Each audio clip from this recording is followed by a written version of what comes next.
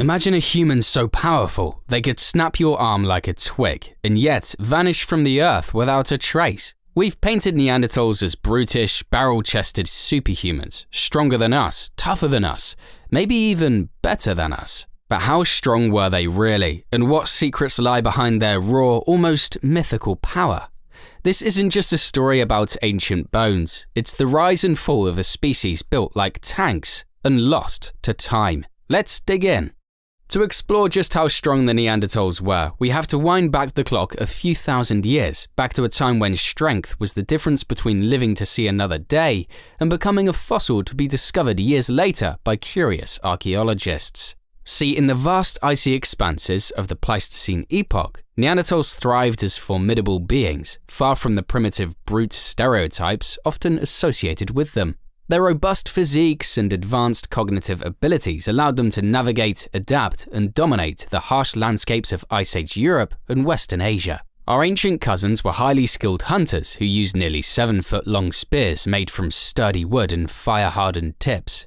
These spears were not crude tools, but carefully crafted weapons that reflected their intelligence, craftsmanship, and strategic approach to hunting. But just how much can you do with a spear against giant bears, cave lions, and prehistoric elephants that stand more than 10 feet tall? The answer to that is a lot. See, the effectiveness of Neanderthal hunting techniques is evident in archaeological discoveries, such as the Schöningen spears found alongside the remains of 35 horses in Germany. These spears weren't merely thrown, they were wielded with immense force in close-range combat, telling us that these cavemen were blessed with physical power and tactical skill. Unlike the common perception of mindless brawlers, Neanderthals were apex predators who hunted in coordinated groups, relying on strategy and teamwork as much as brute strength.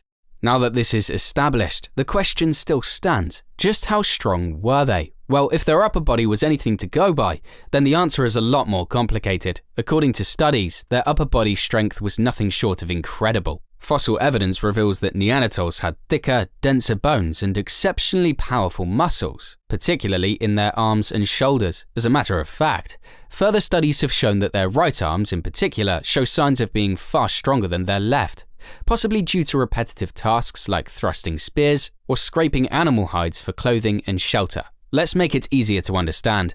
Imagine the physical toll of processing the tough, sinewy hides of Ice Age megafauna day after day. This is a time when you shared a home with bears taller than the Kodiak bear, lions twice the size of a lion, hyenas that looked like wolves, and of course, wolves that stalked your every move. For these ancient survivors, it wasn't just about survival, it was about endurance, raw power, and adaptation to a world that demanded nothing less.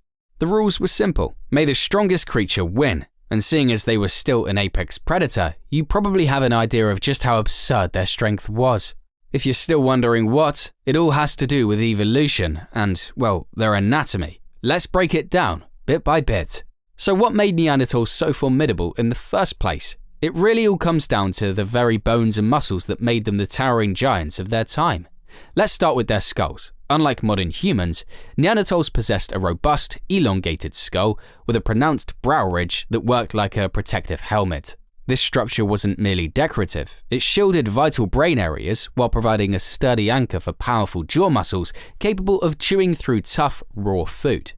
Now, it might seem like overkill, but such a design was crucial for survival, much like how well-engineered safety helmets protect a worker on a construction site. Moving down to their ribcage and thorax, Neanderthals boasted a deep and wide chest that can be compared to a high-performance engine's combustion chamber. This expansive thoracic cavity allowed for a larger lung capacity, delivering extra oxygen for those bursts of energy needed during intense physical exertion. Whether it was taking down large prey or engaging in fierce combat, their enhanced oxygen intake gave them a significant advantage, similar to the boost an engine gets from a finely tuned air intake system. But perhaps the biggest curveball is the fact that their limbs tell another story entirely. Weirdly, in contrast to the longer, more graceful limbs of modern humans, Neanderthals had shorter, stockier arms and legs. Now, you would think to throw spears you would need longer limbs, but to this, I say think again.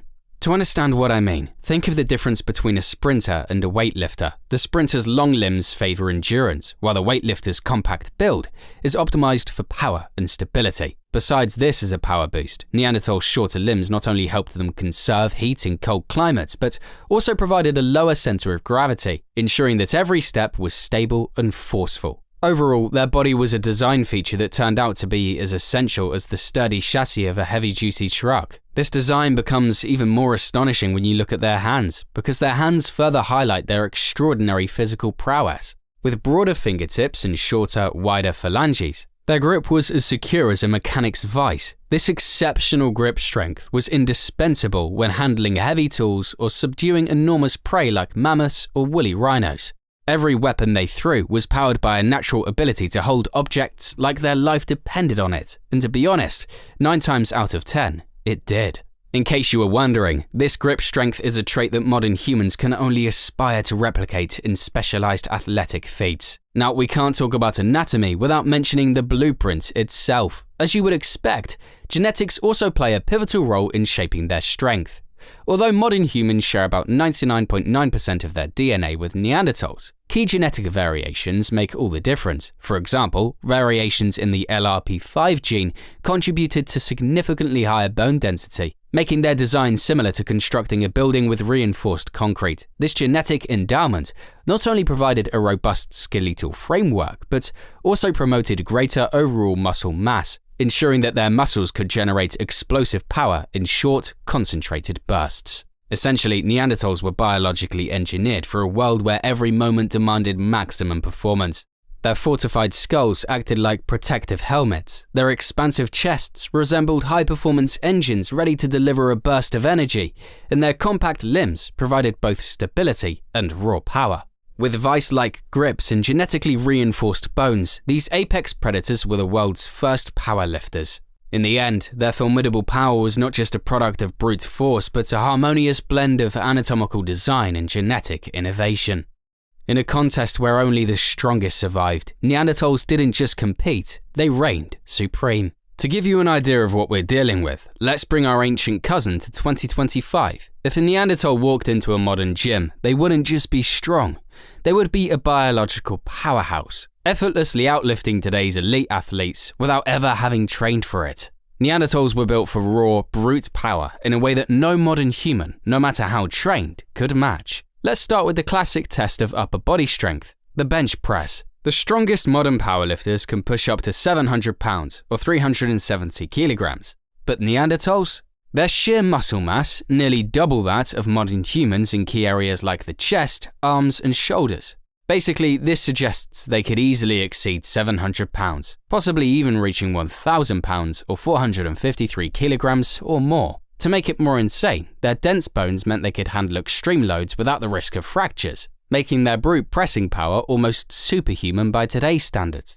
Moving on, if you think a professional arm wrestler has a strong grip, a Neanderthal would make them look weak by comparison. Their shorter, thicker fingers and massive hand muscles gave them grip strength beyond anything seen in modern humans. In fact, studies on Neanderthal hand fossils suggest their crushing force was nearly twice that of the strongest modern humans, meaning they could potentially snap wooden spears like twigs or crush bones with their bare hands. Imagine shaking hands with a Neanderthal. Your fingers might never recover. Now, while that's scary, their deadlifts would be even worse. See, while the bench press measures pushing strength, a deadlift is a better test of raw pulling power. Modern strong men can deadlift over 1,100 pounds or 500 kilograms. But Neanderthals had thicker spines, denser bones, and incredibly powerful legs, suggesting they could have matched or even exceeded these feats. More importantly, Neanderthals weren't just lifting weights in a gym, they were carrying entire animal carcasses for miles. Fossil evidence shows their bones adapted to extreme stress, meaning they could probably carry or drag several hundred pounds of meat and supplies across rugged Ice Age terrain without breaking a sweat. Okay, take away the weapons. What if they took up boxing? With their insane upper body strength and massive arms, Neanderthals likely had a punch that could shatter bones. Modern studies on punch force estimate that elite boxers can generate about 1,200 to 1,500 pounds of force with a punch. Given their superior muscle density and grip strength, a Neanderthal's punch might have been closer to 2,000 or 3,000 pounds of force. enough to break a human skull with a single blow.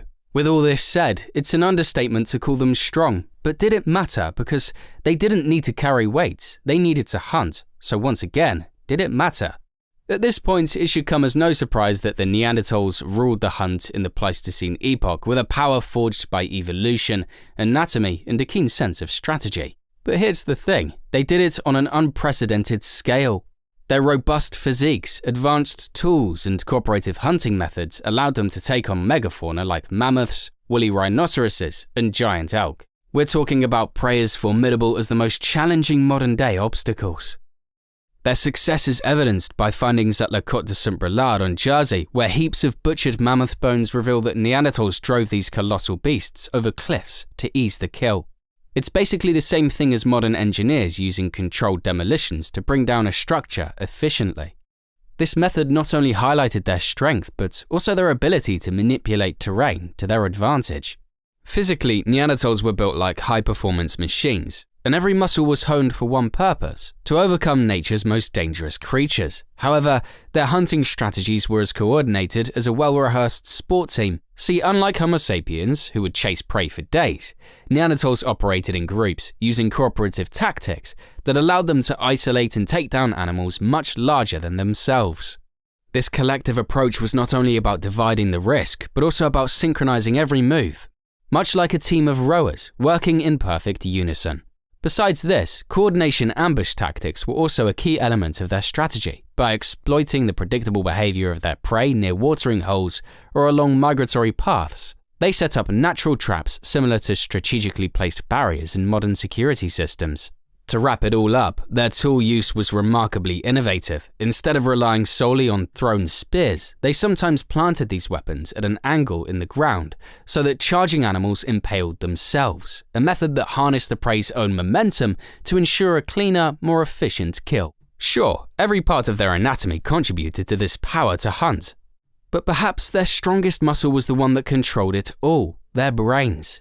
And if that's the case, our ancient cousins have once again reinforced their role as masters of survival in a relentless, ice-bound world. But the question with such strength is, why did the strongest humans die out? Surprisingly, despite their formidable physical strength, Neanderthals, the strongest humans of their time, died out around 40,000 years ago. Their extinction was not the result of a single catastrophic event, but rather a complex interplay of factors involving competition, environmental change, and inherent limitations in their own physiology and social structures. One major factor was the competitive advantage held by Homo sapiens. While Neanderthal groups were relatively small and isolated, modern humans forged extensive social networks that spanned vast regions. These networks functioned like modern-day global supply chains, facilitating the exchange of resources, ideas, and genetic diversity. Such interconnectedness proved vital during periods of scarcity, giving Homo sapiens a distinct edge in survival over their more insular counterparts. In addition, Homo sapiens exhibited a level of cultural and technological innovation that surpassed that of Neanderthals. They developed specialized tools and engaged in symbolic activities that enhanced their ability to adapt to varied and changing environments.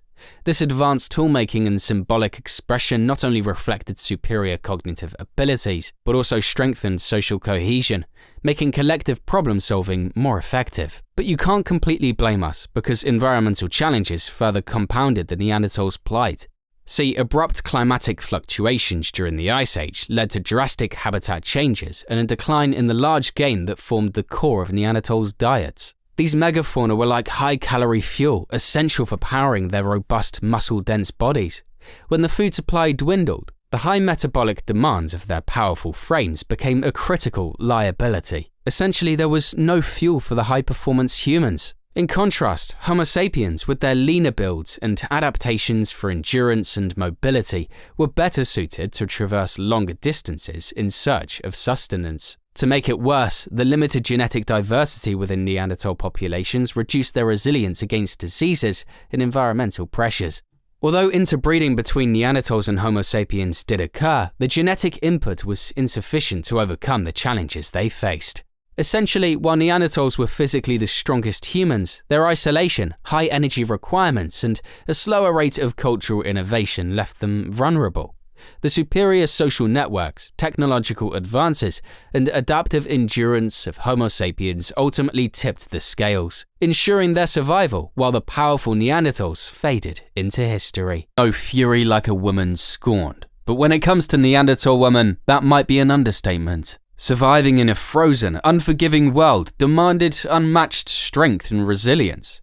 And Neanderthal women had both in abundance. In fact, they may have been stronger than the average modern human male. But just how powerful were they, and how do they compare to us today? Join us as we uncover the incredible strength of these ancient women. Before we begin, it is essential to understand that in the harsh environment of the Pleistocene epoch, survival was a daily struggle against relentless elements and formidable predators. From the freezing weather to huge and terrifying animals, everything seemed based on the survival of the fittest. Yet, the Neanderthal women emerged as iconic figures of their time, embodying a remarkable blend of raw strength and adaptive resilience. So much so that today, their robust anatomy not only reveals a life of ceaseless physical exertion, but also provides us with a cinematic glimpse into a time when sheer strength was the key to survival. But what made them so strong? Well, Neanderthal women had strong, sturdy bodies that had adapted well to the harsh conditions of the Pleistocene epoch. And perhaps the best place to start is with their muscle mass and bone density. According to studies, fossil records show that Neanderthals, including the women, had a much greater muscle mass and higher bone density compared to modern humans. Their bones were thicker and denser, which indicates that they had led lives that required a lot of physical activity. For example, studies have noted that bone mass in hunter-gatherer societies, similar in lifestyle to Neanderthals, was about 20% higher than that found in later agricultural populations. Although it seemed awkward, this increase in bone density is directly linked to the physical demands of their daily routines. Notably, it wasn't just the density of their bones that was higher. The attachment points on their bones were also very pronounced. If you're wondering how that helps, these points are where muscles are connected, and their strong, clear marks suggest that the muscles were well developed, especially in the upper body. In fact, when we compare the bones of Neanderthals with those of modern humans, some distinct differences that show how weak we are in comparison to them become clear. For one, Neanderthal women had broader shoulders and a wider rib cage, which provided a strong framework for the upper body. Their robust upper body structure likely helped them perform tasks that require a lot of upper body strength, such as hunting large animals or using heavy tools. The strong build of the clavicle, aka collarbones, and the scapulae, aka shoulder blades, further supports this idea, as these bones provided a solid base for powerful arm movements. Interestingly, the structure of their limbs was also very different from modern humans. Like the men, Neanderthal women had shorter and thicker limb bones, particularly in the legs. Now, this sounds like a disadvantage, but in actuality, it is not. This build is associated with a stocky body type, which would have helped them conserve heat in cold climates, a useful adaptation in the often frigid environments they inhabited. But that's not all. This kind of build also indicates that they were built more for short bursts of strength and power rather than long-distance endurance. Essentially, the shorter, sturdier limbs allowed them to generate quick, forceful movements when needed. That aside, another interesting aspect of Neanderthal anatomy is the influence of genetics. While early modern humans migrated and interacted with Neanderthals, interbreeding occurred, leaving traces of Neanderthal DNA in modern human genomes. Although the specific genes that controlled muscle development have not been fully identified, it is clear that the overall robust structure of Neanderthals contributed to their physical strength. These genetic traits likely helped them develop the dense bones and strong muscles that were essential for their survival. In simple terms, Neanderthal women were exceptionally strong and well built for their environment. Their bones were denser and thicker, with clear signs of powerful muscles attached to them. Their broader shoulders and larger rib cages provided the necessary structure for vigorous upper body activities, while their short, thick limbs were perfectly adapted for strength and cold weather. Combined with genetic factors that favored a robust physique, these anatomical features enabled Neanderthal women to perform the physically demanding tasks required for survival in a challenging Ice Age world. But here's the question: what exactly were those tasks? Putting it simply, Neanderthal women led lives that required constant physical effort. Every day, they engaged in a variety of tasks that demanded strength, endurance, and skill. But how do we know this? After all, we weren't there. Well, by studying their skeletal remains and the tools they used, we can understand how their daily activities shaped their strong bodies. According to research, one of the major parts of a Neanderthal woman's day was food processing. They spent a lot of time preparing food, which involved many labor-intensive activities. For example, they had to grind nuts and seeds by hand, butcher animals to extract meat, and even break bones to get the nutritious marrow inside. All of these activities required considerable upper body strength and repeated physical effort. In fact, it is thought that the repeated strain from these tasks likely helped develop and maintain the thick, dense bones that scientists have found in Neanderthal remains.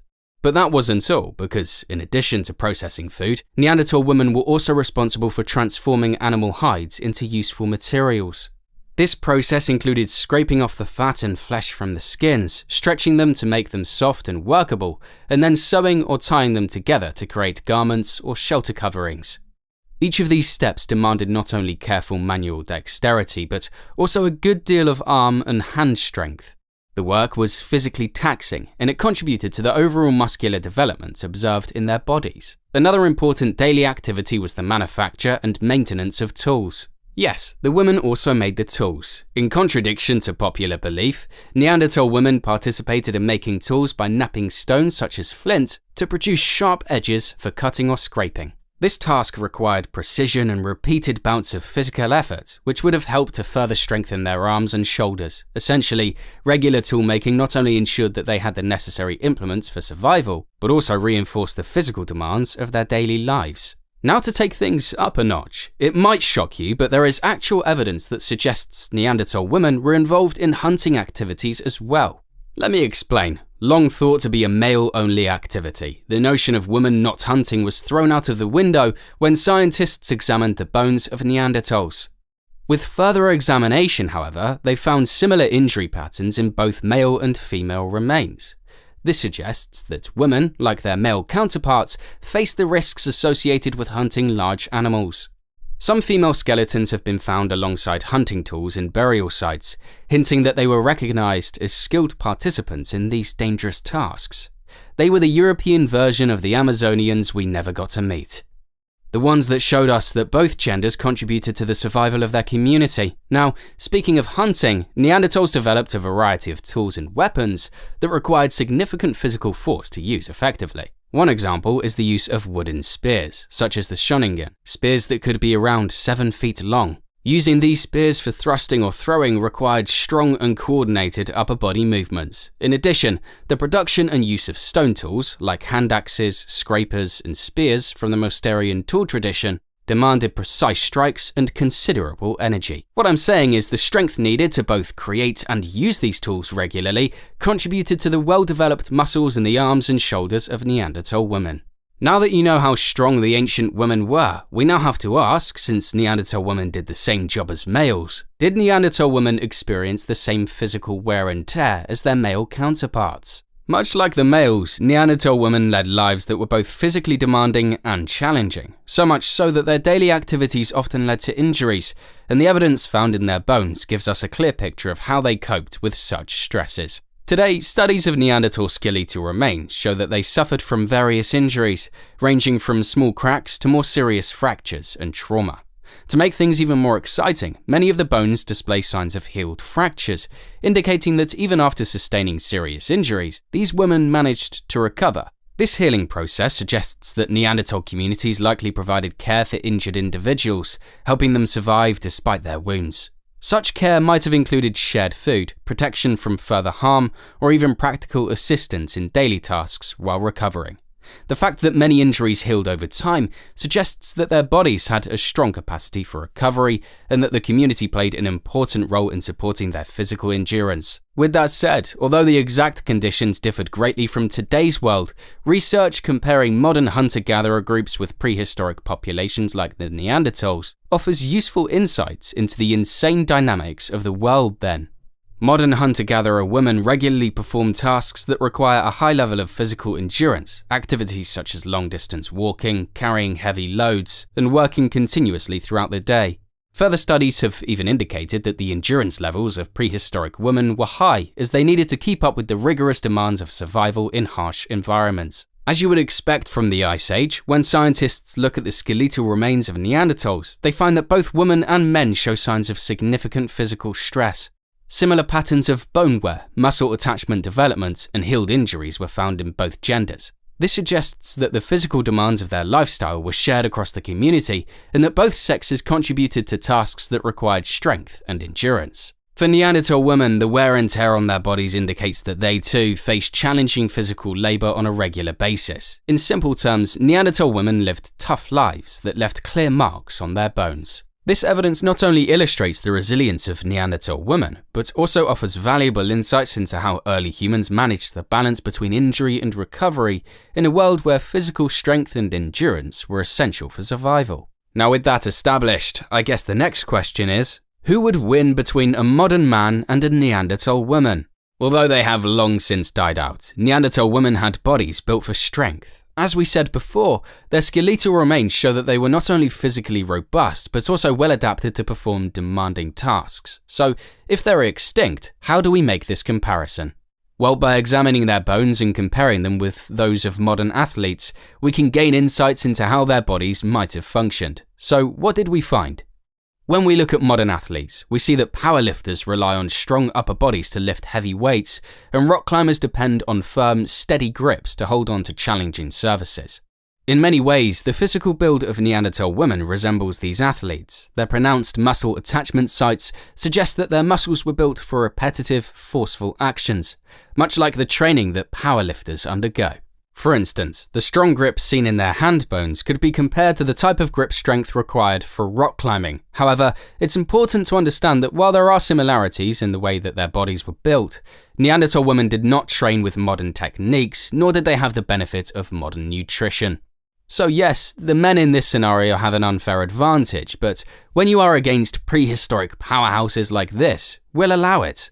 Unlike the men, the Neanderthal women's strength came purely from living in an environment that demanded constant, raw physical exertion. When we look into their performance in weightlifting and endurance activities, things get even more interesting. Given their bone and muscle structure, Neanderthal women were likely very suited for short bursts of high-intensity activity. Their bodies were designed to handle tasks that required a quick and powerful effort.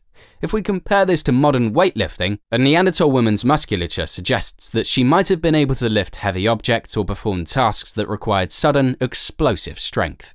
On the other hand, this type of build is less ideal for endurance activities such as long-distance running or sustained aerobic exercise, which modern humans often excel in. Modern athletes who specialize in endurance events tend to have leaner, more efficient muscles that allow them to keep going over long periods. In contrast, the robust, bulkier muscles of Neanderthal women were built more for power than for prolonged activity. To simplify everything, while Neanderthal women may have outperformed modern humans in tasks requiring raw power, modern bodies have evolved to support endurance and efficiency over longer periods. But make no mistake, all this means is that in a fight, the modern man's best choice is to run far and for a long time. So where did this strength go? If some people have Neanderthal DNA in them, does that mean they have super strength? To answer this, we will start from the top. It's true that modern human genomes carry a small but important legacy from our ancient cousins, the Neanderthals. That's because when early modern humans encountered and interbred with Neanderthals, they inherited roughly 1 to 2% of Neanderthal DNA.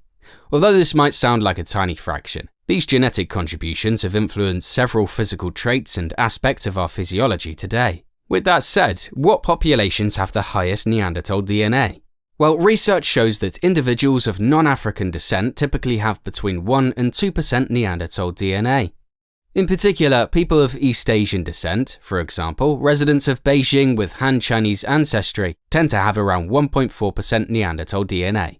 Similarly, European populations display slightly lower percentages, with Finnish individuals at about 1.2% and those from Northern and Western Europe averaging around 1.17%. These variations point to different interbreeding events in various parts of the world and help explain subtle regional differences in some physical traits. So with that said, we can talk about the genetic traits affecting physical characteristics. Some of the traits passed down from Neanderthals are noticeable in modern human appearance. For instance, certain genes inherited from Neanderthals can influence skin and hair color, contributing to the variety we see today. While these traits are not directly linked to athletic performance or muscle development, they serve as a clear marker of our ancient genetic heritage. Neanderthal DNA also plays a role in shaping our immune systems. According to research, several Neanderthal-derived genes affect how our bodies respond to infections and pathogens. These genes may have once given early humans an advantage in fighting off diseases. However, in today's environment, some of these same genetic factors are associated with a higher risk of allergies and other immune-related conditions. Another area where Neanderthal genetics might have an impact is in our metabolism and how our bodies store fat. Some genetic variants inherited from Neanderthals are linked to differences in energy use and fat storage.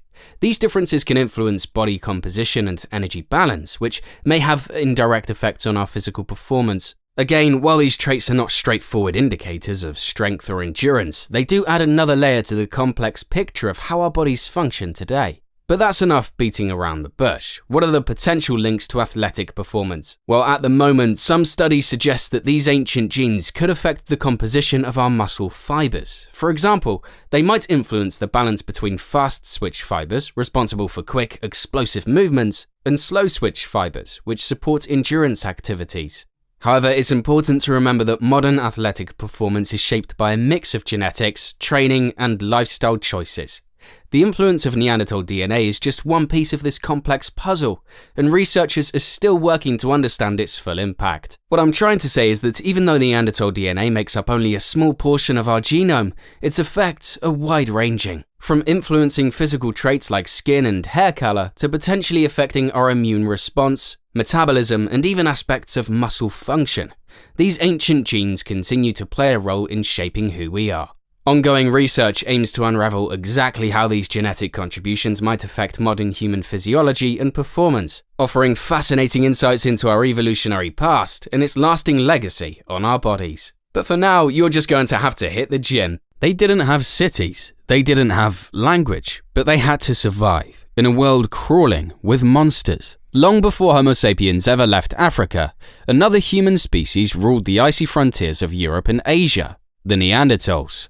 For hundreds of thousands of years, they walked through a world of giants, towering beasts, deadly predators, and an environment that showed no mercy. So how did they survive? They weren't the dumb cavemen from cartoons. Neanderthals were survival machines, short, stocky, and tough as mammoth hide. Standing around 5'5", 165 centimeters, and weighing up to 175 pounds, 80 kilograms. They were built for brute endurance. But strength wasn't their only trick. They crafted razor-sharp flint knives and deadly stone-tipped spears, basically the prehistoric version of Swiss army knives, if your life depended on it. But here's the twist. Neanderthals weren't always the hunters. In a world this savage, sometimes they were the prey. In fact, a 2016 study of Neanderthal skeletons tells a chilling story. 36% had scars from bear attacks. Big cats had mauled 21% and 17% carried the bite marks of wolves. For thousands of years, they fought, adapted, and survived, standing their ground against some of the most fearsome predators in history. But what were these Ice Age monsters, and how did Neanderthals hold their own against them? When it comes to predators, Neanderthals drew the short end of the straw because the animals they had to survive against were not just deadly, they were brutal. And perhaps the worst of them all were cave bears, with the 2016 study showing that bears made up 36% of injuries. The bears of the Ice Age were anything but to be messed with. The cave bear, scientifically called Ursus spelaeus, was a formidable predator in Pleistocene Europe. It coexisted with Neanderthals and other Ice Age fauna until its extinction around 24,000 years ago. In terms of size, male cave bears were significantly larger than most contemporary bear species, weighing between 350 to 600 kilograms, or 770 to 1,300 pounds. To put this into perspective, the average male grizzly bear weighs about 270 kilograms or 600 pounds, making cave bears substantially heavier. And if their weight wasn't scary enough, wait until you hear about their size. When standing on their hind legs, cave bears could reach up to 3 meters or 10 feet in height, towering over the average human and even surpassing the height of a modern Kodiak bear, which, by the way, are among the largest bears today. And if that wasn't enough of an evolutionary advantage, their massive skulls housed large canines and powerful jaw features that, despite their herbivorous diet, could deliver formidable defensive bites. Now, if you are wondering, yes, I said herbivore diet. See, despite its massive size, the cave bear was primarily on a plant-based diet, feeding on roots, nuts, fruits, and leaves. We know of this herbivorous tendency thanks to the distinctive wear patterns on their large molars, which were adapted for grinding tough vegetation. Interestingly, even modern brown bears share a similar dietary preference, with 70 to 90% of their diet completely comprising plant matter. But don't be fooled though, a herbivorous diet does not mean that this massive animal did not do damage. In actuality, the relationship between Neanderthals and cave bears was complex and fraught with danger. And that was mostly because both species lived in caves, meaning there were a lot of dangerous and often violent encounters between the two. So much so that evidence from Neanderthal skeletal remains indicates that 36% of injuries were inflicted by bears. These injuries likely resulted from surprise encounters within the confined spaces of caves, where escape was difficult. It's impossible to imagine just how hard it would have been to know that at any moment you would have to fight a titan with nothing but your bare hands, a long stick, and luck. But somehow, despite the risks, Neanderthals did the impossible and actually hunted cave bears. But how? Well, these ancient hunters particularly targeted the bears during hibernation when they were less active. We know this thanks to evidence of cut marks on bear bones and the presence of Neanderthal tools in cave bear dens. It goes without saying that these kind of hunts required immense bravery and skill, as even a hibernating cave bear could awaken and defend itself fiercely. But somehow, the Neanderthals did it. After all, a single bear could feed a whole colony for days. But here's the thing, the bears weren't the only animals that shared their home with them, and the next animal was just as crafty as the ancient humans who tried to survive it. Today, when we think of cats, almost everyone thinks of domestic cats, or at best, lions and tigers. But when the Neanderthals thought of felines, they were haunted by the reality of animals who would spell doom on almost every encounter. And the crazy part is, they too thought of lions and tigers, just way bigger ones. When it comes to prehistoric big cats, few were as fearsome as the cave lion, Panthera spelaea. A formidable predator of the Pleistocene epoch, the cave lion was among the largest big cats to ever roam the earth. The adult males of these extinct felines were around 25% larger than modern lions and measured around 1.2 meters or 3 feet 11 inches at the shoulder and reached weights of up to 339 kilograms or 747 pounds. Surpassing most living lions in both bulk and power, this monster took the king of the jungle to a different level. For one, their skulls featured a longer, narrower muzzle, and instead of hunting the savannas like their modern lions do, they lurked in caves, the same caves ancient humans called home. Much like the cave hyenas that we will soon talk about, the cave lions roamed vast territories, from Western Europe to Northern Asia and even parts of North America thanks to the Bering Land Bridge. Hunting mammoth steppe, they preferred open plains and grassy habitats, though fossil evidence indicates that they ventured into mountainous areas, potentially preying on hibernating bears. Yes, they hunted the bears we just talked about. Their diet included reindeer, bison, muskox, and even juvenile mammoths, making them, in every sense of the word, apex predators of their time. And as you would expect, their interactions with early humans and Neanderthals were a complex dynamic. In early society, cave lions were both hunted and revered, as evidenced by the cave art that depicted them. To take things a bit further, fossil remains with butchery marks confirm they were used for sustenance and possibly for pelts. See, approximately 48,000 years ago, Neanderthals engaged in the hunting and skinning of cave lions. We know this because evidence from a cave lion skeleton discovered in Seigsdorf, Germany, reveals puncture marks on the ribs consistent with wounds from modern thrusting spears, indicating that Neanderthals actively hunted these formidable creatures. But if ancient humans hunting cave lions with just wooden spears wasn't enough to wow you, then consider the fact that further analysis of cave lion remains from the Einhornhöhle cave in northern Germany shows cut marks on toe bones, suggesting meticulous skinning practices. Today, scientists believe that the preservation of claws within the pelt implies that Neanderthals valued these skins, possibly for clothing or symbolic purposes. And to be fair, hunting with just wooden spears isn't far off because historically, in modern times, some tribes hunted jaguars for various reasons, including protection and cultural significance. Essentially, in the battle of apex predators, humans eventually claimed victory. As hunting pressure increased, the climate change at the end of the Ice Age delivered the final blow. Before they could adapt, open plains gave way to forests. Prey populations dwindled, and by 13,000 years ago, the mighty cave lion was no more. However, the cave lion was simply one of the many monsters they had to face, as they also had to battle a monster of a cat named the Homotherium.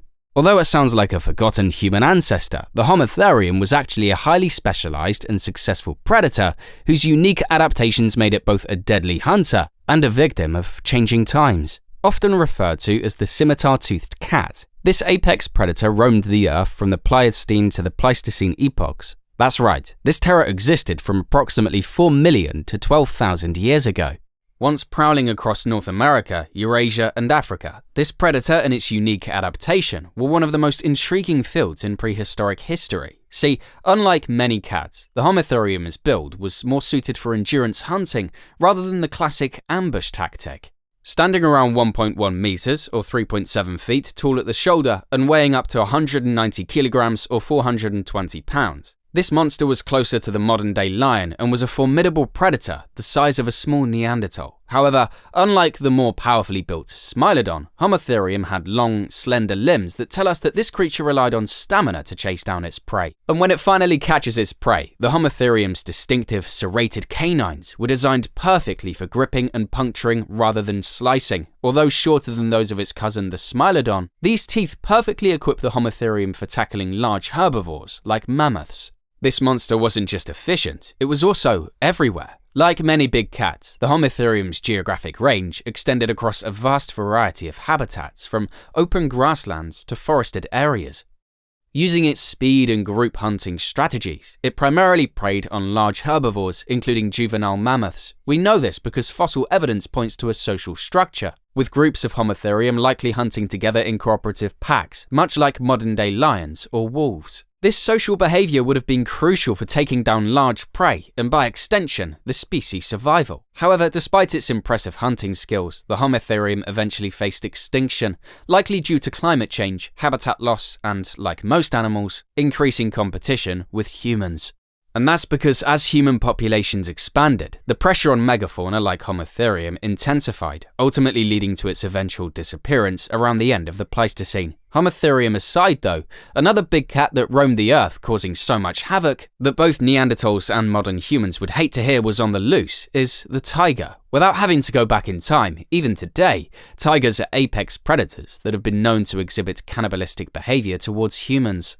While tigers typically avoid humans, some become man-eaters due to injury, old age, or habitat loss. When unable to hunt their usual prey, they are known to attack people as an easier food source. A good example of this is the Sundarbans tiger in India and Bangladesh, which are notorious for preying on humans, possibly due to their salty water environment affecting their diet. Famous cases of tiger attacks include the Champawat tiger, which killed over 400 people before being hunted down in 1907. It's so bad that some evidence suggests that once a tiger tastes human flesh, it may seek it again. And all this is the chaos they cause today. So what do you think they were capable of when we rewind time and talk about a tiger species that was 10 to 15% bigger than what we have today? They were the Caspian tigers. The Caspian tiger, scientifically called Panthera tigris virgata, was once a formidable predator that roamed the vast terrain surrounding the Caspian Sea, extending through the Caucasus, Central Asia, and into regions of modern-day Turkey, Iran, and Western China. This majestic feline, now extinct, was among the largest of its kind, with males reaching lengths of up to 10 feet or 3 meters and weighing between 240 to 300 kilograms or 530 to 660 pounds. Its robust physique and striking striped coat made it a symbol of power and beauty in the wild landscapes it inhabited. The relationship between humans and the Caspian tiger was complex and, at times, confrontational, so much so that historical records suggest that Neanderthals, who occupied parts of the Caspian tiger's range, likely encountered these stealthy predators. But unlike the more social cave lions, tigers are solitary hunters, known for their stealth and occasional predation on humans. For solitary Neanderthals, the presence of such a formidable predator would have posed significant challenges, meaning that every individual had to be on constant vigilance. There's even a possibility that this monster was so dangerous that it perhaps influenced their migratory and settlement patterns. There were also European jaguars and leopards. Lurking in prehistoric Europe's dense forests and rocky outcrops was a shadowy, elusive predator, the European leopard, scientifically called the Panthera pardaspalea. Comparable in size to modern leopards, these formidable felines stalked the same terrain as our ancient relatives, competing for food and survival. Fossils dating back 32,000 to 26,000 years ago place them right alongside Neanderthals, and at sites like Grotte des Bays in Belgium, their remains have been found alongside Neanderthal artifacts, suggesting the two might have had some deadly encounters. But before leopards ruled the forests, there was an even more imposing predator, the European jaguar, Panthera gombasiogensis. This beast, roaming Europe 1.5 million to 700,000 years ago, was larger than its modern relatives, with some males tipping the scales at 130 kilograms or 286 pounds. These jaguars were built for power, preying on large mammals and thriving in dense forests. First discovered in 1938 in Gombasek Cave, Slovakia, their fossils have since turned up in Italy, England, Germany, Spain, France, and the Netherlands. Just imagine a world where Neanderthals, European leopards, and ancient jaguars coexisted. A predator's battlefield where survival meant outsmarting both prey and competition. While direct evidence of Neanderthals clashing with these big cats remains scarce, one thing is certain: the prehistoric landscape was anything but peaceful. These carnivores vied for dominance against other fearsome predators like the European cave lion and scimitar-toothed cat, creating a cutthroat ecosystem where only the strongest survived. But the felines weren't the only stars of this ecosystem, because wherever there is a cat, there is also definitely a dog. Quick pause. If you're enjoying this journey through the prehistoric world, give that like button a tap and hit subscribe. Over 97% of people watching haven't subscribed yet, and honestly, imagine what we could create together if even a few more joined the tribe. So go on, hit subscribe. We're just getting started. When it comes to prehistoric canids, two species that stand out were the wolves and cave hyenas, each playing a unique role in the Neanderthal story. See, Neanderthals and wolves shared the same territories, often stalking the same prey. It was an uneasy relationship, forged in conflict, but laced with possibility. In fact, archaeological evidence suggests that Neanderthals frequently sustained injuries from large predators, with wolves accounting for 17% of these wounds. These encounters may have stemmed from territorial disputes or struggles over carcasses left on the frozen plains. Yet, despite their competitive interactions, some researchers believe an unspoken understanding may have developed between the two species. Wolves, with their keen senses and cooperative hunting strategies, may have shadowed Neanderthal groups, scavenging their leftovers, and in return, their presence might have provided Neanderthals with an unexpected advantage, an early warning system against other threats. This relationship, while not one of domestication, could have been an early step towards the eventual bond between humans and canines. However, definitive evidence of true cooperation between Neanderthals and wolves remains elusive, leaving researchers to piece together the nature of their interactions from fragments of time. But wolves were not the only predators that shaped Neanderthal existence. A far more menacing competitor lurked in the darkness of the caves: the cave hyena. Larger and more robust than its modern African relative, the cave hyena was a dominant force, standing 3 feet or 1 meter tall at the shoulder and weighing up to 210 pounds or 95 kilograms. It was both a hunter and a scavenger, targeting the same large herbivores that Neanderthals depended upon for survival. Now here's the thing: the rivalry between Neanderthals and cave hyenas extended beyond the hunt.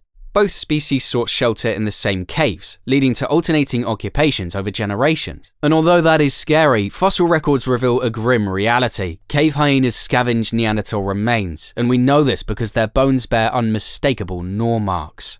But the relationship was not one-sided. Neanderthals, too, butchered and likely consumed hyenas, marking a brutal cycle of predator and prey. This competition was relentless. Every hunt, every shelter, every resource was a battlefield. Cave hyenas moved in packs, overwhelming prey with sheer numbers and ferocity. Neanderthals, in contrast, relied on intelligence, strategy, and their advanced tool-making abilities. To survive, they had to anticipate the movements of their competitors, adapt to shifting conditions, and carve out a place in a world where every moment was a fight for dominance. Now we've established what the predators were, it's time to look at the prey, and in some ways, these animals were a bit more interesting. In the diverse ecosystems of Pleistocene Europe, Neanderthals coexisted with various cervid species, notably reindeer, scientifically called Rangifer terandus, and several types of deer. Reindeer were particularly abundant in colder periods, migrating across vast distances. Because of this, Neanderthals adeptly timed their movements to intercept these migrations, employing sophisticated hunting strategies. We know this because chemical analysis of reindeer teeth from sites like Jonzac, France, reveal insights into these patterns, suggesting that Neanderthals planned their hunts based on reindeer migratory behavior. In addition to reindeer, Neanderthals hunted other deer species, such as the now extinct giant deer and fallow deer. Evidence from Cro-Magnon, Germany, indicates that Neanderthals used close-range thrusting spears to hunt fallow deer, as demonstrated by lesions on 120,000-year-old deer bones. This method required coordinated group efforts and intimate knowledge of prey behavior. Beyond subsistence, interactions with these animals seems to have also had cultural significance. Scientists pieced this together because of a 51,000-year-old engraved giant deer bone discovered in Germany that suggests that Neanderthals engaged in symbolic or artistic practices, indicating a cognitive complexity previously underestimated. But deers were just the tip of the iceberg when it came to herbivores. In the expansive terrains of Pleistocene Europe and Asia, Neanderthals coexisted with the formidable Irish elk, scientifically called Megaloceros giganteus. Strangely, despite its name, the Irish elk was not exclusive to Ireland. Its range extended across much of Eurasia. This majestic cervid stood approximately 2 meters or 6'5" tall at the shoulder and boasted the largest antlers of any known deer species, spanning up to 3.7 meters or 12 feet from tip to tip and weighing around 40 kilograms or 88 pounds. These expansive palmate antlers look a lot like those of modern moose, but significantly larger. It is believed they were likely used for combat during mating seasons and as displays to establish dominance. Like with most species, the relationship between Neanderthals and Irish elk was multifaceted. Archaeological evidence from Middle Paleolithic sites, such as Bolomor Cave in Spain and Denadale Cave in Italy, indicates that Neanderthals hunted and butchered these massive deer. Cut marks on Irish elk bones from these sites, dating back approximately 180,000 to 44,000 years, reveal that Neanderthals employed stone tools to process the carcasses for meat, hide, and possibly antlers. But here's the thing, the sheer size and strength of the Irish elk made hunting them a formidable challenge. Even modern moose, which are smaller than the Irish elk, are known to be dangerous and can be aggressive when threatened. Given this, it's plausible that Neanderthals faced significant risks during hunts, potentially leading to injuries or fatalities. But it was worth it because a successful hunt would have provided substantial resources, including large quantities of meat and hides suitable for clothing or shelter. Beyond subsistence, the impressive antlers of the Irish elk may have held symbolic significance for Neanderthals. While direct evidence of such symbolism is limited, the rarity of Irish elk depictions in Upper Paleolithic art suggests that these animals occupied a unique place in the cognitive and cultural landscapes of early humans. Another animal that seems to have achieved this unique level of importance is the woolly mammoth. Famous for its adaptation into major pop culture movies, Neanderthals shared their habitats with 2 colossal proboscideans, the woolly mammoth, Mammuthus primigenius, and the straight-tusked elephant, Paleoloxodon antiquus. These majestic creatures not only dominated the landscape, but also played pivotal roles in the survival and cultural practices of Neanderthal communities. See the woolly mammoth, with its iconic, long, curved tusks and dense, shaggy fur, was well adapted to the frigid climates of Ice Age Europe and Asia. Standing approximately 3 meters or 10 feet tall at the shoulder and weighing up to 6 tons, these herbivores roamed the Mammoth Steppe, a vast, cold and dry region. Neanderthals, equipped with sophisticated hunting strategies and tools, targeted these massive beasts for their meat, hides and bones. For them, the successful hunt of a mammoth would have provided a substantial food source and raw materials for tools and shelter for the whole colony. They were in many ways the ultimate prize. On the other hand though, the straight-tusked elephant inhabited the more temperate forests and grasslands of Europe and Western Asia between 800,000 and 100,000 years ago. Towering over 4 meters or 13 feet tall and weighing up to 13 tons, these elephants were among the largest land mammals of their time, surpassing even the woolly mammoth in size. Recent archaeological findings, particularly from the Cro-Magnon site in Germany, have shed light on the interactions between Neanderthals and straight-tusked elephants. Analysis of 125,000-year-old bones from this site reveals that, like many before it, the Neanderthals systematically hunted and butchered these giants. Scientists even discovered the remains of over 70 individual elephants, predominantly adult males, exhibiting cut marks and other signs of systematic butchering, indicating that hunting these enormous animals was a regular part of Neanderthal subsistence strategies. The successful hunt of such large prey doesn't just provide food for the colony, but also suggests that Neanderthals possessed advanced hunting techniques and social cooperation. They essentially weighed the risk and gain and chose to run head-on against the largest mammal on the land with nothing more efficient than a wooden stick. Their hunts, however, would have been worth it after all. The sheer amount of resources obtained from a single elephant could sustain a community for an extended period, providing not only meat, but also hides for clothing and shelter and bones for tool making. Now, if you thought this was impressive, wait until you hear about the woolly rhino. The formidable woolly rhinoceros, Coelodonta antiquitatis, were massive herbivores, measuring up to 4.6 meters or 15 feet in length and standing 1.9 meters or 6 foot 3 inches tall at the shoulder. These massive beasts, unlike their modern counterparts, were well adapted to the harsh, cold environments of Europe and Northern Asia. Their thick, shaggy coats and pronounced front horns made them both a challenge and a prize for prehistoric hunters. But as we've seen from the past, to the Neanderthals, size was only an illusion. But something fascinating about these creatures is the fact that evidence from their significance in the lives of early humans is vividly depicted in ancient cave art. One of the most remarkable sites that shows this is the Chauvet-Pont d'Arc cave in Vallon-Pont-d'Arc, France. Discovered in 1994, this cave houses some of the oldest known figurative drawings, dating back approximately 34,000 to 32,000 years.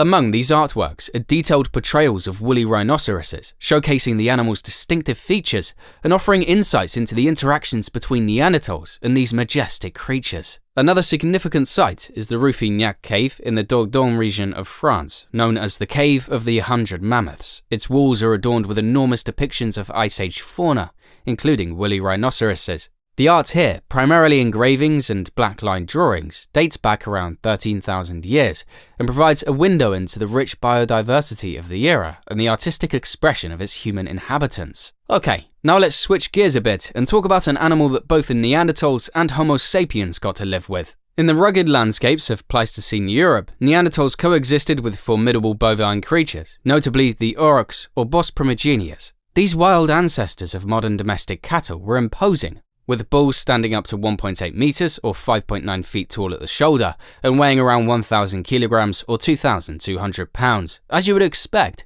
their impressive size and strength made them both a challenging prey and a vital resource for Neanderthal communities. Archaeological evidence indicates that Neanderthals actively hunted aurochs, as well as other large bovids like the steppe bison, also known as the bison priscus. Today, sites across Europe have yielded remains of these animals bearing cut marks and signs of systematic butchering, suggesting that Neanderthals employed coordinated group hunting strategies to take down such formidable prey. But here's something unique about these creatures. The relationship between Neanderthals and these large bovids was not merely one of predator and prey. The presence of aurochs and bison in various habitats influenced Neanderthal mobility and settlement patterns, as these hominids often established campsites in proximity to the migratory routes of their prey. This strategic positioning essentially made efficient hunting and resource utilization much easier, and over time reflected the adaptive ingenuity of Neanderthal groups in the face of Europe's dynamic and often harsh environments. But the craziest part? If we had been more careful, you might have had the chance to see this majestic creature with your own eyes, because the aurochs went extinct in the 17th century, marking the end of a significant chapter in human history. And if you're wondering what sealed its fate, the answer is simple: we did. Sometimes some herbivores are scarier than carnivores, and any Neanderthal who ran into a hippo found that out very quickly. See, the hippopotamuses have always been a real force of nature, and during the Pleistocene, the Neanderthals had to deal with them. Among these monsters, the Hippopotamus antiquus, also known as the European hippo, was a true terror. This monster was larger than today's African hippos, with some estimates putting it at around 3,174 kilograms or 7,000 pounds, and nearly double the size of modern hippos. It had a more elongated skull and higher eye sockets, suggesting it was highly aquatic and likely spent much of its time in rivers and lakes. This species roamed Europe and Western Asia, overlapping with Neanderthal territories, making encounters almost inevitable. But if H. antiquus wasn't bad enough, there was also Hexaprotodon, an even weirder and just as terrifying relative. The name literally means 6 front teeth, and yes, it had 6 massive incisors instead of the usual 4, giving it a bizarre and intimidating look. These hippos lived across Asia and possibly Europe, and their massive jaws reinforced mandibular symphysis and lower-crowned molars, suggesting they were tough, heavy-grazing beasts that could bite with incredible force. If modern hippos can crush a crocodile's skull, imagine what a hexaprotodon could do. Now, hippos today are some of the most aggressive and territorial animals on Earth, killing more people in Africa each year than lions or crocodiles. Their ancient relatives were likely just as bad, if not worse. The overlapping habitats of these hippos and Neanderthals suggest that early humans had to tread carefully around these massive creatures. While we don't have direct evidence that Neanderthals hunted them, it's hard to believe they didn't have some kind of tense encounter. The sheer size, aggression, and unpredictable nature of these hippos meant that any Neanderthal group wandering too close to their territory was in serious danger. In the grand scheme of things, Hippopotamus antiquus and Hexaprotodon were not just big, they were nightmares in the flesh. Whether through competition for watering holes, scavenging kills, or accidental run-ins, these hippos would have been a constant threat in the Pleistocene world, influencing how Neanderthals moved, hunted, and survived. On the flip side, not every animal of the Pleistocene was a giant, supersized monster,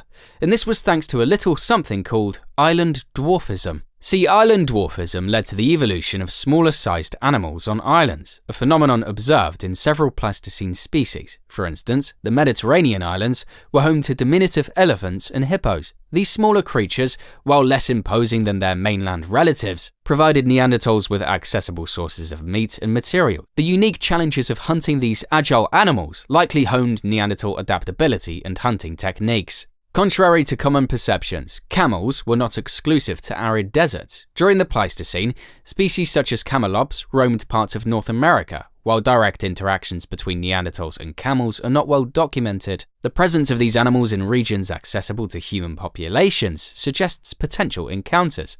Camels would have been valuable for their meat, hides, and possibly even as pack animals, influencing Neanderthal migratory and hunting patterns. The Pleistocene epoch also witnessed the existence of large otter species, notably in regions like the Mediterranean. These otters, larger than their modern counterparts, inhabited riverine and coastal environments rich in resources. Neanderthals, known for exploiting diverse habitats, likely encountered these formidable aquatic mammals. Hunting or scavenging giant otters would have provided essential nutrients and pelts for warmth, especially in cooler climates. Such interactions underscore the Neanderthals' versatility in adapting to various ecological niches. To cut a long story short, life as a Neanderthal was anything but simple, yet against all odds, they made it work. Thriving for thousands of years in a world where danger lurked around every corner, from massive big cats to hippos that could kill with a single charge. Neanderthals carved out their place in an era where everything was either hunting you or waiting for the chance to try. Life for early Homo sapiens was brutal, but their biggest threat wasn't wild animals, it was other humans. The Neanderthal predation theory suggests that our own cousins once hunted us, and maybe even ate us. How did we survive? And what does it say about who we are today? It may sound insane, but the Neanderthal predation hypothesis is a widely debated idea that claims the extinction of Neanderthals was not because of climate change, disease, or even passive competition, but rather the result of direct and often very violent encounters with our ancestors, the Homo sapiens. Now, in order for this situation to make sense, you have to understand that the evolutionary timeline of humans is anything if not complicated. In other words, it is complicated enough that Homo sapiens lived with not only Neanderthals and Denisovans, but very likely lived around very archaic species like Homo erectus and very recent species like Homo floresiensis. It's even very possible that we lived with Homo heidelbergensis, although they most likely went extinct before Homo sapiens even appeared. Essentially, what I'm trying to show you here is that to a degree, early humans of different species all called the world home at the same time. It was more or less a web of overlapping species and not a straight line. So how does that feed into the predation theory? Well, the hypothesis proposes that early modern humans either outcompeted Neanderthals through superior intelligence, social cooperation, and advanced tools, or, in a very gruesome and bizarre twist, directly hunted them down to extinction. Now, before you outrightly dismiss this very concerning idea, you have to first note that the hypothesis actually draws from the archaeological overlap between the two species, particularly in Europe and the Near East, where they coexisted for not hundreds but thousands of years. Okay, so they lived together. That doesn't suggest they hunted each other, right? Well, evidence such as cut marks on Neanderthal bones and questionable abrupt shifts in their population tells a different story. See, this evidence suggests some kind of conflict between the two species, although at the moment, not conclusively. What we do know is that this perspective challenges the more traditional image of gradual environmental decline and that of peaceful integration through interbreeding. It instead places Homo sapiens in the role of a territorial aggressor that actively wiped out a competing hominin species. Now, with how insane this idea is, it's easy to think it can't get any more insane, and you would be dead wrong. See, shocking the world, in 2009, Australian researcher Danny Vendramini took this concept even further with his radical reinterpretation in the book Them and Us: How Neanderthal Predation Created Modern Humans. Now, by the title, you would think he was alluding to how they shaped our social interactions and, at the very least, hunting techniques, if you consider the predation theory. But that wasn't what he did. Vendramini, in an even more controversial take, introduced his own model, the Neanderthal predation theory. Vendramini's idea flipped the script as he argued that it was Neanderthals, not Homo sapiens, who were the original predators. According to Vendramini, Neanderthals weren't the gentle, intelligent cousins often portrayed in modern paleoanthropology. Instead, he claimed they were apex predators and at the very least savage, powerful and specialized in ambush hunting, which also included the hunting of early humans. Based on his view, Neanderthals absolutely terrorized the early Homo sapiens population in the Levant around 100,000 to 45,000 years ago by conducting deadly raids, engaging in cannibalism, and even committing sexual violence. For context, the Levant was a period where Homo sapiens and Neanderthals are believed to have coexisted intermittently. Vendramini's theory proposes that this era of predation had a profound evolutionary impact on our species, essentially claiming that the trauma of being hunted forced Homo sapiens into a rapid survival-based transformation. According to this idea, modern human traits such as lighter body frames, faster reflexes, and even psychological tendencies like fearfulness and hypervigilance all evolved in response to the relentless Neanderthal threat. Vendramini even went as far as to attribute behaviors such as pair bonding, hidden ovulation, and deep parental investment to this period of intense survival pressure. So here's the question: was he right? Well, to examine that, we first have to look at how he anatomically viewed the Neanderthals, and trust me, it is absolutely jarring. In order to sell his idea, in his book Them and Us, Danny Vendramini presented a highly controversial anatomical reconstruction of Neanderthals that was dramatically different from mainstream scientific interpretations. But what did he present? Well, using the Lathrasia 1 skull as a base, Vendramini, along with his visual artist Arturo Balsiero, reimagined the Neanderthals not as upright, intelligent hominins, but as strangely ape-like, predator-like beings, taking more creative liberty than scientific. His model described them as hunchbacked, quadrupedal or semi-bipedal, with short limbs, broad torsos, and a thick muscular build. To put it simply, he suggested they had an anatomy more in line with chimpanzees than Homo sapiens. In one of his wilder claims, Vendramini suggested that Neanderthals were covered head to toe in thick fur, and because of this, had little to no need for clothing. This insane idea rejected the conventional view that Neanderthals made and wore tailored garments for cold climates, and instead suggested that, like many animals, their fur alone was more than sufficient. This fur and chimpanzee anatomy essentially gave them a beastly appearance that you would normally attribute more to non-human primates, or even fictional creatures like werewolves, rather than documented hominins. But if you think this was insane, then wait till you hear about the anatomical claims he made involving the Neanderthals' eyes. Taking in real archaeological finds, Vendramini pointed to the large orbital sockets in Neanderthal skulls and interpreted these as housing enormous forward-facing eyes with, get this, vertical slit pupils, like a cat's, that were adapted for nocturnal hunting. Cool factor aside, this speculative interpretation exaggerated the visual impact of the model, making Neanderthals appear menacing, hyper-predatory, and even alien.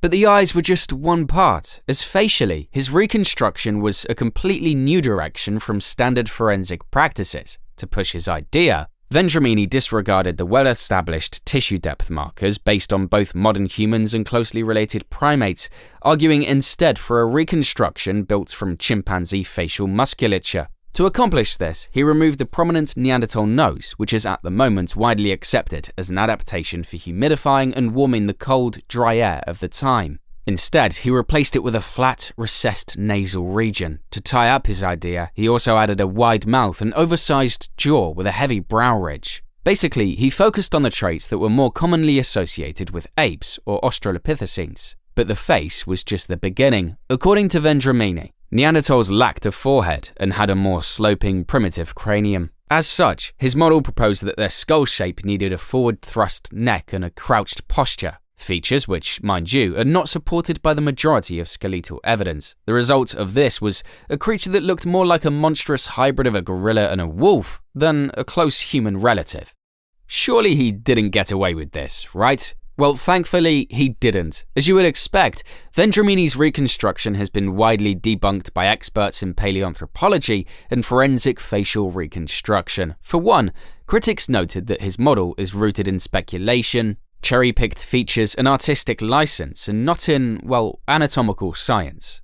But that was just the beginning, as Neanderthal postcranial remains, which includes pelvises, vertebrae, and limb bones, clearly show that they were upright bipeds with slightly more robust builds than modern humans, and not the hunched or quadrupedal monster he designed. There's also the fact that their anatomy supports efficient bipedal walking and endurance-based hunting strategies, which completely shatter his four-legged assumptions. To disprove his idea even further, the concept of slit pupils and nocturnal vision is not supported by any known hominin biology or genetics. To make it worse, his claim has no basis, as the shape of the eye socket does not dictate pupil type, and no fossil or genetic evidence indicates Neanderthals had such predator-like visual systems. Even the notion of complete fur covering our ancient cousin was debunked, as it conflicts with recent genetic evidence showing that Neanderthals likely had pale skin and even red hair. Essentially, evidence today points more to them using clothing rather than a full-body fur coat. To bring it all together, Vendramini's anatomical claims were not based on any empirical evidence or accepted methodology. While they are admittedly visually dramatic, his reconstructions distort the known facts about Neanderthal anatomy and behavior, presenting a version designed to shock rather than inform. But giving him the benefit of the doubt, sure, his anatomical structure was debunked, but what of his predation idea? That cannot be too far-fetched. After all, cannibalism is all over nature in plants, animals, and even humans today. Let's look at the fossils.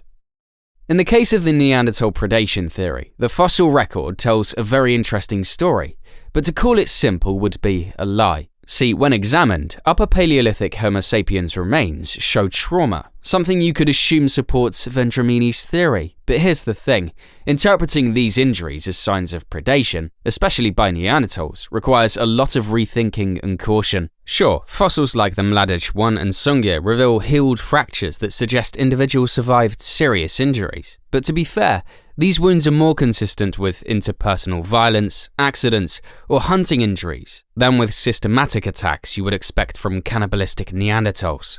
But that doesn't mean that Neanderthals and Homo sapiens didn't clash. On the contrary, fossils like the Saint-Césaire 1, which is a Neanderthal found with a healed cranial lesion, shows us that our ancient cousins may have clashed with Homo sapiens. So is this Vendramini's proof? Well, no, because these isolated cases fall short of proving species-wide conflict. And as it stands, no clear, widespread pattern of lethal injuries exists to support the notion of ambush predation. Okay, so they didn't hunt us, but what about cannibalism? Because unlike the rest of Vendramini's ideas, this is a more well-attested but complex topic. When it comes to cannibalism, Neanderthals at sites like Krapina, El Cedron, and Goye were found with bones bearing cut and percussion marks that show signs of defleshing and marrow extraction. These concerning patterns suggest a form of nutritional cannibalism that may be possibly tied to environmental stress, with some scholars even proposing ritual elements.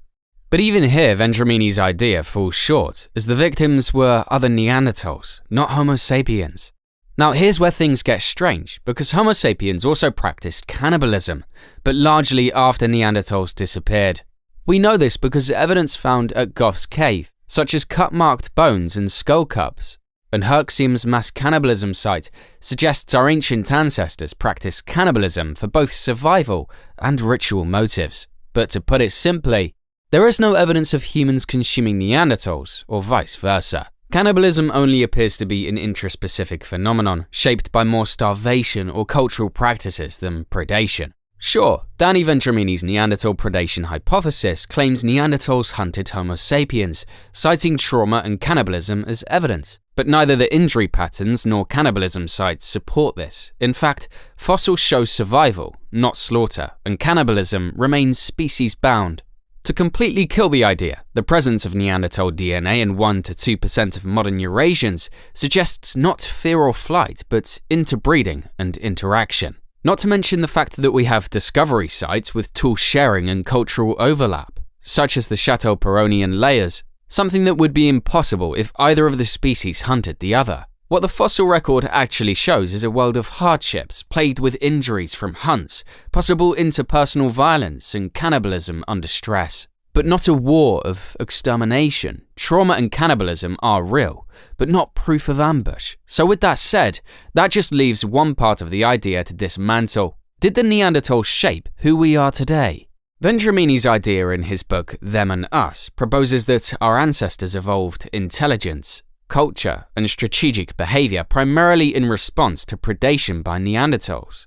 Besides portraying Neanderthals as brutal hunters who preyed on early humans in the Levant, he claimed they forced a survival response that shaped Homo sapiens biologically and behaviorally. Essentially, they made us who we are today. His idea argues that the trauma of predation caused rapid cognitive evolution, basically leading to storytelling, symbolic culture, and rituals rooted in fear. In fact, in his idea, language allegedly evolved to coordinate defenses and warn of danger. While strategic behaviors like concealed ovulation and tribal cooperation were, in his view, survival adaptations designed to reduce our vulnerability to attack. Even technology, according to him, came from these primal fears, as he claims. Technological innovations such as projectile weapons and symbolic art was a direct response to this existential threat. Now, seeing as we've proved this to not have existed, you could probably already tell that there is no direct archaeological evidence linking Neanderthal predation to the development of human culture or intelligence. In fact, genetic data suggests language and cooperation likely evolved gradually in response to complex social dynamics, not solely due to predator pressure. Neanderthals themselves even showed signs of symbolic behavior and care for group members, making it clear they were not mindless predators. Not to mention, traits like concealed ovulation and pair bonding long predate significant human-Neanderthal interaction. And although selective pressures can drive innovation and cooperation, Vendramini's claim that fear alone shaped Homo sapiens oversimplifies the interplay of ecological, social, and cognitive factors. Basically, while fear and competition may have played a role in shaping human evolution, mainstream science views Homo sapiens' intelligence and culture as multifactorial developments and not solely forged by terror of Neanderthals. So let's wrap this up, shall we? American lay psychoanalyst and social historian Lloyd DeMause once said that history begins with trauma. However, in the case of the Neanderthal predation theory, Vendramini takes these words literally, proposing that early Homo sapiens were shaped by a predatory clash with Neanderthals.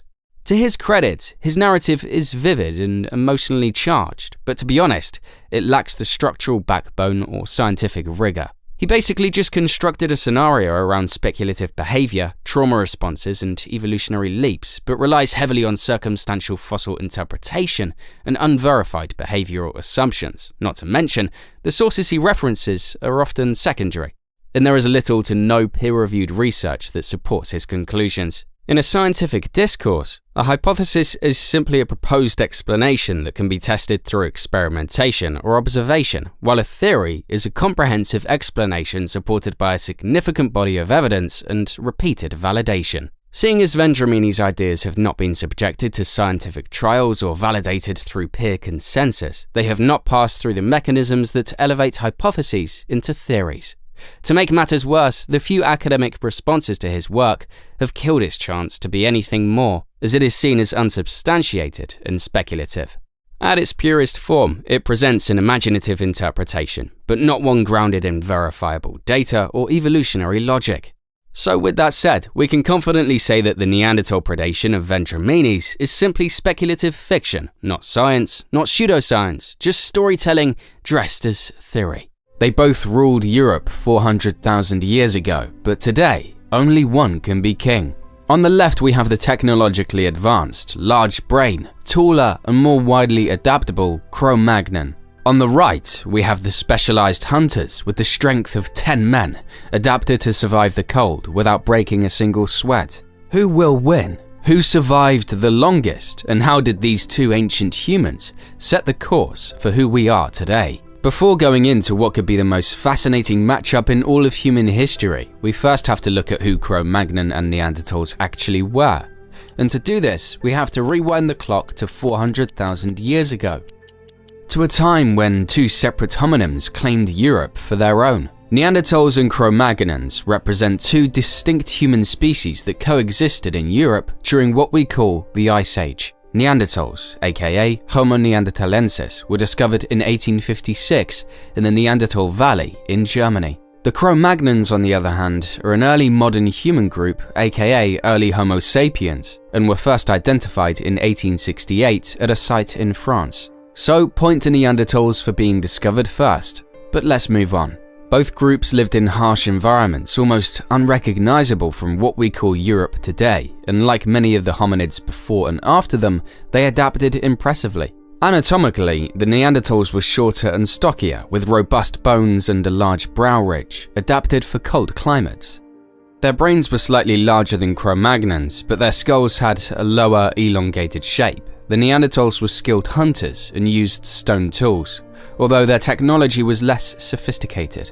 They likely lived in small groups and relied on close-range hunting, which most probably led to frequent injuries. Now, the Cro-Magnons, on the other hand, were anatomically modern humans. That simply means they were taller and leaner with more advanced tools, art, and even social structures. Now, this was a game changer because their anatomy allowed for greater endurance and mobility, which helped them adapt to various environments. The Cro-Magnons were a very fascinating group of homonyms, as they were even the ones who created the famous cave paintings and various complex tools, demonstrating higher cognitive abilities. So essentially, the two groups were your classic brain versus brawn, and while Neanderthals had strength, Cro-Magnons had innovation and adaptability, which ultimately led to something we will explain more in detail later. When it comes to sheer physicality, Neanderthals and Cro-Magnons were like two different models of human evolution, one built for raw strength and the other for speed and endurance. To make it easier, you can imagine Neanderthals as the heavyweight champions of the Ice Age world, while Cro-Magnons were more like marathon runners or Olympic decathletes, built for versatility and longevity. So essentially, shorter Arnold Schwarzenegger versus Usain Bolt. The Cro-Magnons were the Toyota Land Cruiser of early humans, tall, lean, and built for endurance. Their longer legs allowed them to cover vast distances while hunting, which was essential since they were more likely to pursue animals over open plains. Standing around 5'10" or 177 centimeters, Cro-Magnons were taller than Neanderthals and had longer limbs, giving them more agility. This gave them a speed advantage, not only in hunting, but also in their daily lives, and it's all thanks to their anatomy, because their bodies were designed for efficient energy use, much like how marathon runners today conserve energy over long races. This endurance-based strength was more about survival through adaptation than pure power. As such, the Cro-Magnons were the original multitaskers. They developed tools like the atlatl, which, by the way, was a spear thrower, which allowed them to hunt from a safe distance, minimizing injury risks. Essentially, the Cro-Magnons were the sharpshooters, basically the early equivalent of snipers, taking down prey without getting too close to the danger. In every sense of the word, Neanderthals, on the other hand, were practically the bulldozers of human evolution. Their stocky, muscular bodies were a direct adaptation to the brutal, cold environments they lived in. At around 5'5" or 168 centimeters tall on average, they were definitely shorter than Cro-Magnons, but that wasn't a disadvantage because they were packed with muscle. Their wide chests and thick bones, which were denser than those of modern humans, gave them the strength to withstand the harshest conditions. Studies even show that Neanderthals had incredibly thick femurs, which suggest they were built to carry heavy loads. Just think of them as the Ice Age version of professional weightlifters, able to carry the massive carcasses of mammoths or large deer back to their caves. But it wasn't just muscle, because every part of our anatomy evolved for strength. For example, the Neanderthal arms were stronger than we could have ever imagined. Yes, even stronger than yours. We know this because of the evidence of large muscle attachment sites on their bones. This suggests that Neanderthals relied heavily on their hands for tasks like tool-making, hunting, and possibly combat. Studies have even indicated that their forearm muscles were particularly well developed, giving them exceptional strength when gripping objects or handling tools. From a genetic standpoint, Neanderthals had higher muscle mass than Cro-Magnons. Their hands were big and powerful, perfect for close-range hunting and using heavy stone tools. They weren't chasing prey over long distances like Cro-Magnons. They were getting in close and personal, thrusting spears into animals, relying on brute force to make the kill. Basically, they were the action heroes of the Pleistocene, using their strength to tackle wild animals head-on.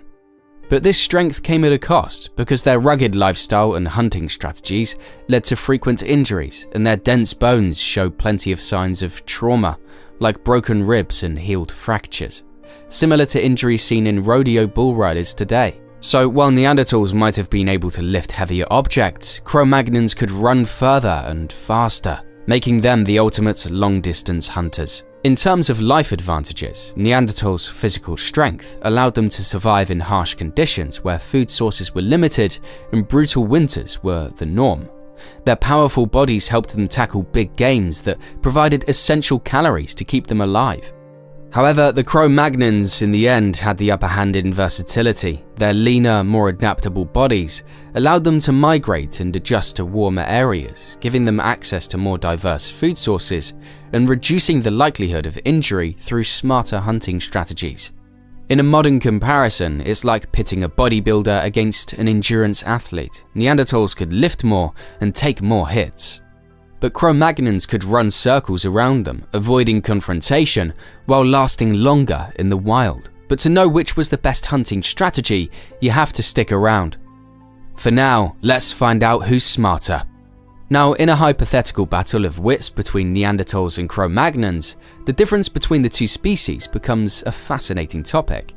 On a surface level, both species had large brains, but their cognitive strengths were molded by different evolutionary pressures.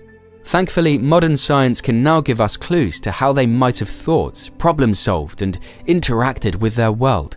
See, regardless of how the media portrays them, Neanderthals had brains that were slightly larger on average than those of Cro-Magnons. But you have to understand that brain size alone doesn't equate to cognitive superiority. In fact, the structure and organization of their brains quite literally reveals the important differences. See, Neanderthals had more developed occipital lobes, the region of the brain responsible for vision and spatial processing. This suggests that their brains were highly adapted for visual tasks and spatial awareness, skills that were crucial for survival in the environments they lived in. An environment that requires navigating dense forests, icy plains, and mountainous terrains while tracking prey or avoiding predators. Science today believes Neanderthals likely excelled in processing visual information and understanding their immediate surroundings, which would have made them incredibly skilled at spatial problem solving and tactical hunting. Not to mention their ability to assess terrain and memorize landscapes was probably second to none. However, Neanderthals' focus on spatial cognition may have come at the expense of other cognitive abilities. They essentially robbed Peter to play Paul because their frontal lobes, particularly the prefrontal cortex, which is associated with higher order thinking, decision-making, and planning, were less developed than in Cro-Magnons. This means that while Neanderthals may have been excellent at understanding their environment and making quick, practical decisions in the moment, they might not have been as adept at long-term planning or innovation. On the flip side, the Cro-Magnons had brains that were more evenly distributed in terms of cognitive function, with a more prominent prefrontal cortex. For those who don't know, this part of the brain is crucial for abstract thinking, creativity, and complex problem solving. Essentially, Cro-Magnons likely had a higher capacity for forward thinking, which gave them an evolutionary advantage in adapting to changing environments. This all relied on their enhanced frontal lobes, which allowed them to strategize not only for immediate survival, but also for future challenges.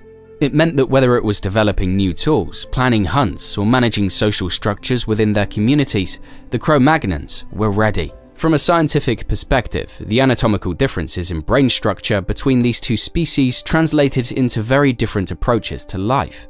Neanderthals were efficient at solving immediate, concrete problems like how to hunt a large animal, how to navigate through tough terrain. and how to survive in harsh, cold environments, their tools, while effective, were often utilitarian, showing little innovation over tens of thousands of years. For example, they used similar flint tools for generations, making minor improvements but sticking to what worked, which suggests a cognitive style more focused on efficiency and immediate need rather than experimentation.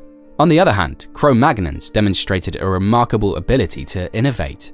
Their toolkits were more diverse and sophisticated, including items like bone needles, harpoons, and finely crafted blades. This innovation presents to us a different cognitive approach. They were not just solving immediate problems, but also anticipating future needs. For example, Cro-Magnons developed projectile weapons, which allowed them to hunt from a distance and avoid dangerous close encounters with prey. This shows a more strategic, less risk-heavy approach to hunting compared to Neanderthals' close-quarter tactics. Additionally, social cognition is an area where Cro-Magnons most likely outpaced Neanderthals. This is because Cro-Magnons lived in larger, more complex social groups, as evidenced by the rich artistic and symbolic culture they left behind. They were talking about cave paintings, carvings, and even jewelry. These cultural artifacts actually point to higher levels of communication, social cohesion, and possibly more sophisticated language skills. In fact, the ability to convey abstract ideas through art and symbols suggests that Cro-Magnons had a more developed capacity for abstract thinking and symbolic representation, key aspects of advanced social cognition. In contrast, while Neanderthals did show some signs of symbolic behavior, such as burying their dead and using pigment, these practices were less widespread and not as advanced as Cro-Magnons. Their smaller, more isolated groups may have limited the complexity of their social structures and, by extension, the development of language and symbolic thought. In a battle of wits, then, Cro-Magnons would likely have the upper hand due to their more advanced frontal lobes, which allowed for greater creativity, long-term planning, and social interaction. While Neanderthals excelled at spatial reasoning and immediate problem-solving, Cro-Magnons' cognitive flexibility, social intelligence, and ability to innovate gave them the tools not only to survive, but thrive in a rapidly changing world. With that said, the new question is, who was a better hunter? Was it the close combat Hulk Neanderthals, or was it the lean, mean, long-distance hunter, the Cro-Magnon? Stay tuned to find out. Quick pause. If you're enjoying this journey through the prehistoric world, don't forget to like and subscribe.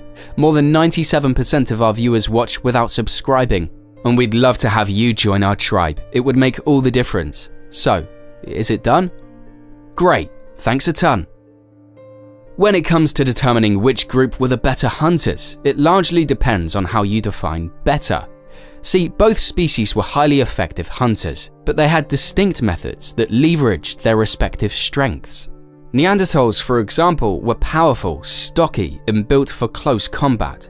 Their hunting strategy was often centered around ambush tactics, taking advantage of their raw physical strength.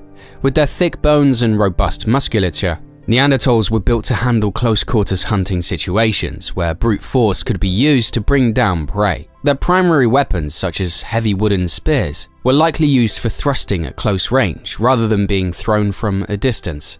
This suggests that Neanderthals preferred to get up close to their prey, whether that meant stalking large herbivores like mammoths or cornering game in tricky terrain. Their environment helped a lot, as it was often harsh and cold and provided natural landscapes like cliffs and dense forests, where ambushing prey would have been an ideal strategy.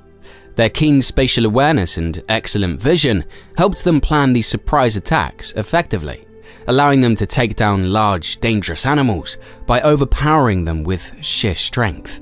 However, this hands-on approach came with significant risks, as the injuries seen in Neanderthal fossils, such as healed fractures and trauma similar to those seen in modern rodeo riders, suggests that their hunting methods were dangerous. Cro-Magnons, on the other hand, were more agile, taller, and built for endurance rather than brute strength. Their hunting methods relied more on strategy, distance, and planning. Unlike Neanderthals, who preferred to get up close, Cro-Magnons utilized long-range weapons such as the atlatl, a spear thrower that extended their range, allowing them to hunt from a distance. This decreased the risk of injury while increasing the efficiency of their hunts. Cro-Magnons were the innovators of hunting technology. They developed sophisticated tools like finely sharpened blades, harpoons for fishing, and even traps, showing a deeper level of planning and foresight in their hunting strategies. Their reliance on ranged weapons allowed them to hunt larger game effectively, while also expanding their dietary variety. They didn't have to rely on large animals alone, but could also hunt smaller, faster prey, fish, and even birds with less effort. This versatility was a major advantage in adapting to different environments. Moreover, Cro-Magnons hunted in larger social groups, which allowed them to execute coordinated attacks and drive animals into traps or ambushes. This teamwork, along with advanced communication skills, gave them a tactical edge. They didn't just react to their environment, they shaped it, using fire to drive prey or building complex traps and pits. So if we define better in terms of brute strength and close quarters hunting, Neanderthals were the champions. I mean, their powerful builds, ambush tactics, and physical resilience made them incredibly effective at taking down large prey in the cold, harsh environments they thrived in. However, this method was high risk, and their hunting was more of a one-on-one battle with the environment and prey. But if better means more efficient, versatile, and less prone to injury, Cro-Magnons take the crown. Their ranged weapons, team-based strategies, and ability to hunt a wider variety of animals with less physical risk made them superior hunters in terms of long-term survival. Not to mention their innovation allowed them to adapt to changing environments and hunt more efficiently without the same high costs Neanderthals faced. In essence, Neanderthals were like heavyweights going for a knockout punch, while Cro-Magnons were more like skilled tacticians, using speed, strategy, and technology to outsmart their prey. So, depending on your preference, brute force or finesse, each species had its strengths in the hunting arena. So, while you tell us who were better hunters in the comments section, let's talk about who won the survival race in the end. To answer the question simply, ultimately, Cro-Magnons were the ones who won the survival game, while Neanderthals went extinct around 40,000 years ago. However, the reasons behind this outcome involve a mix of factors, like adaptability, social structures, and the environmental changes. Let's break down how this happened. Neanderthals were robust and physically adapted to cold climates, which served them well for hundreds of thousands of years across Europe and Asia. They were built for short-range hunting in harsh glacial conditions, with thick bones and powerful muscles that allowed them to hunt large, tough prey like mammoths. They used close-range tools, including heavy spears, which worked well in their environment. However, this strength was their downfall, as it was tied to their ability to survive in cold, specific ecosystems. As the climate began to warm, their reliance on large prey and cold conditions became a disadvantage. The warming climate brought new landscape and prey that required different hunting strategies, but Neanderthals struggled to adapt. While their bodies were perfect for close combat in cold regions, they weren't well suited for warmer, more diverse environments. At this time, their population was already small, and they lived in scattered, isolated groups, which may have led to genetic bottlenecks and reduced their ability to recover from environmental stresses, disease, or competition. Cro-Magnons, however, were highly adaptable. After coming from Africa, they had already evolved to handle diverse environments and climates. Their ability to adapt gave them a significant edge. So instead of relying on brute strength and close-range tools, Cro-Magnons developed projectile weapons like the atlatl, which allowed them to hunt from a distance and target a wider range of animals. They could quickly innovate new technologies to adjust to their changing environments, which allowed them to access more reliable food sources and thrive in different ecosystems. Not to mention, socially, Cro-Magnons lived in larger, more organized groups. This allowed them to cooperate more effectively in hunting and gathering, sharing knowledge across generations, and spreading useful innovations. Their social networks gave them resilience, helping them survive difficult periods where food might have been scarce or their environment changed. So why did the Cro-Magnons win? Well, while Neanderthals were strong and specialized, they couldn't compete with the Cro-Magnons' flexibility, innovation, and social cooperation. Cro-Magnons thrived by adapting to changing environments and developing better tools and social systems. Though Neanderthals left a genetic mark on modern humans, Cro-Magnons ultimately outlasted them due to their superior adaptability and innovation, making them the long-term survivors in human evolution. But what do you think? Who did it better, the Cro-Magnons or the Neanderthals? And also, what matchup would you like to see next? Let us know in the comment section below. And while you're at it, don't forget to hit the like and subscribe button to keep learning about the wonders of prehistoric times. Until next time, bye.